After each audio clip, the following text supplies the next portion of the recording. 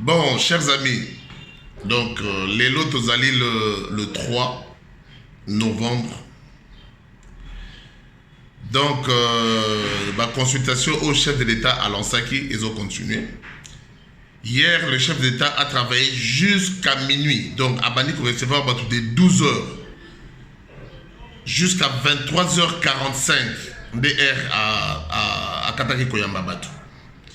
Donc, le chef est déterminé à ce que la consultation est qu'il n'est moins bangou parce que le peuple a souffrir. Donc, il faut que tu répondre Moussala mbangu et que Makamuna Mboka Oyoyo et que Emeka Kokenema Liboso. Donc, mes vidéos, on a celle pour bino batu ya diaspora. La diaspora congolaise, bozami te mama B. La diaspora congolaise, bozami te mama B. Comment est-ce que Bokoki ko sala ba test ya Covid ya COP? Bon, ça va document ya test ya Covid ya COP pour boya Kishasa. Pour l'année beaucoup zamte mama bébé.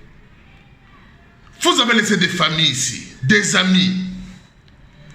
Ceux qui voulaient contaminer biso awawa, ceux qui voulaient contaminer batu awawa. Est-ce que vous se rendre compte au moins des gagnants oyo makamoni ko sala ana kata Kishasa? Ceux qui voulaient go Kishasa, exemple kanabino. Mais allez-y faire vos tests. Vraiment proprement dit. Et puis, vous voyez qu'on soit avion, vous voyez, on a Kishasa.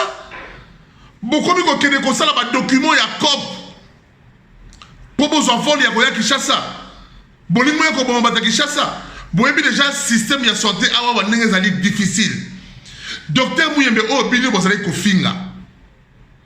Malgré tout, il arrive au moins à contenir la maladie de Covid-19 il y a la République démocratique du Congo, précisément ici dans la ville de Kinshasa, au moins librement. Alors, bino la diaspora, bozo ta poto, bozo ça va document ya COP, pour boya nango awawa. Heureusement, docteur, le ministre de la Santé, le docteur Etienne Ngondo, alors que non, attends, on a un test de la Covid. Oh, c'est une poto. Ah, sur l'aéroport, il faut passer à leur test. $45. Il n'a pas fait ça pour rien. Il n'a pas fait ça pour vous arnaquer. Il a fait ça parce qu'il y a eu des gens qui sont venus avec des documents que à sali test à Covid à poto, a commis à sali test et à gagner la Covid. Ils sont tous là-bas dans la CMK.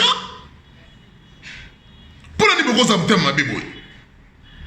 Pour la nini bolingo mais maladie ya Covid wana awa wana kata Kishasa.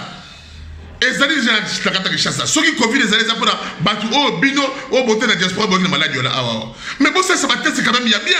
Comment vous commencez ça va tester ya COP. Bon comment ça va tester ya Covid ya COP pour la roya Kishasa. Pourquoi bolingo même maladie wana awa? Pourquoi bolingo ya koboma ba ndeko na bino ba alia? Après bino batali boso boganga Félix Tshisekedi na lingi mboko te. Félix Tshisekedi na lingi ba congolais. Mais bino de bo mitema, be bolingo ya ba congolais. Bosa quand même mitema lamu.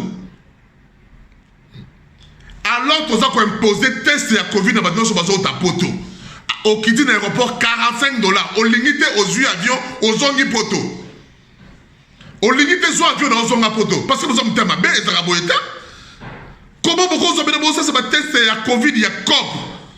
Et puis, vous avez Kishasa. Si vous avez malade,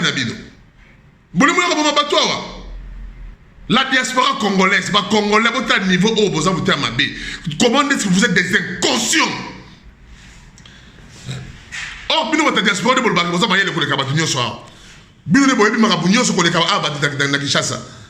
mais dans le niveau inconscience, vous avez un test, il y a COP.